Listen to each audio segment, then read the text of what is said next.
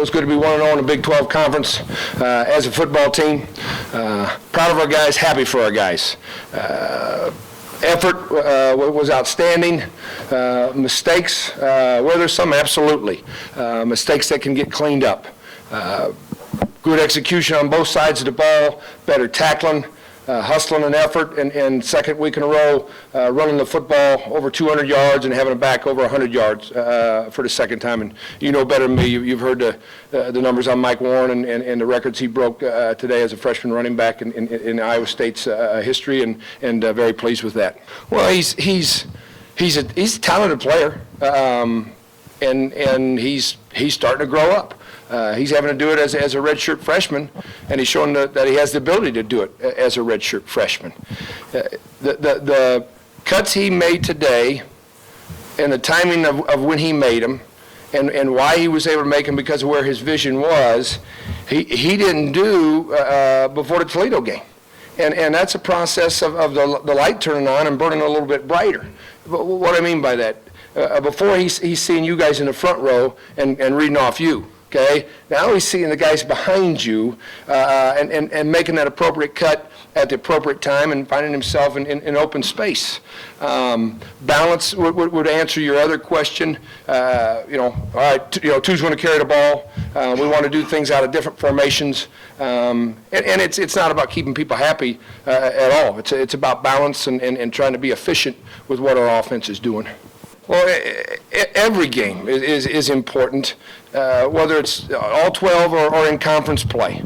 And every game is tough in this conference, okay? You watch KU as the season goes along. And you watch them give people challenges. You got to buckle it up every single game that you play in this league. I don't know, what do we get? As of today, 5 remaining conference teams that were in the top 25 today. The other 5 can beat folks. And you better be ready to play every week. But it's a great league. It's a challenging league. You got to coach it well, and you got to play it well. And our guys did that today. Defense. Immensely.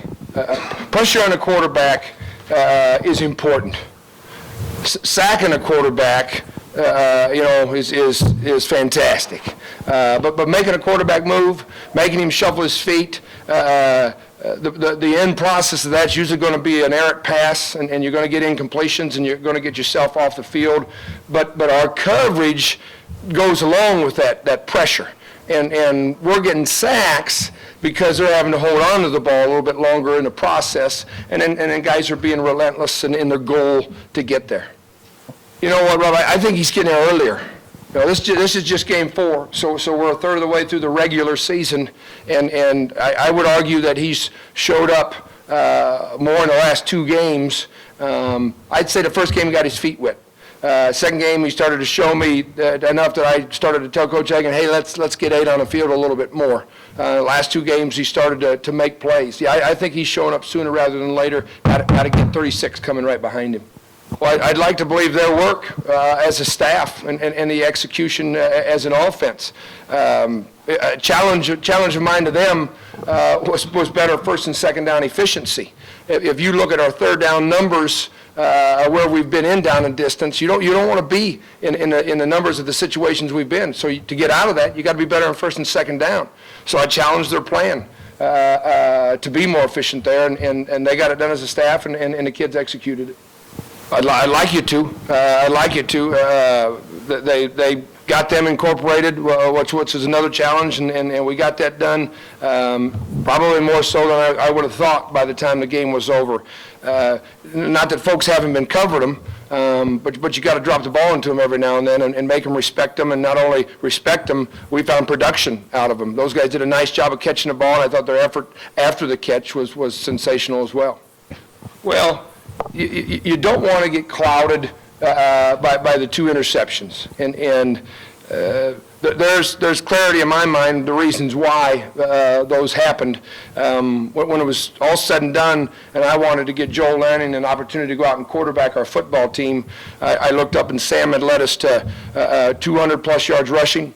He had thrown for approximately 270 yards or something like that, so about 500 yards of total offense. We had 38 points on the board. His completion percentage, the last time I knew, was high. I think all those would answer. Sam Richardson played a very good football game in leading us to victory in the Big 12 Conference. Anytime you're running the football, other things are open up to you. And it doesn't matter if it's the flats or if it's deep ball or if it's off of play action.